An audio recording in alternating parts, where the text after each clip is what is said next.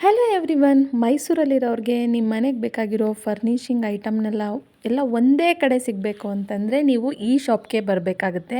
ಇಲ್ಲಿ ಬಂದು ನಿಮಗೆ ಡೋರ್ ಮ್ಯಾಟ್ಸ್ ಎಲ್ಲ ನಿಮಗೆ 50 ರುಪೀಸಿಂದ ಸ್ಟಾರ್ಟ್ ಆಗುತ್ತೆ. ಕರ್ಟನ್ಸ್ ಬಂದು ನಿಮಗೆ 150 ರುಪೀಸಿಂದ ಸ್ಟಾರ್ಟ್ ಆಗುತ್ತೆ.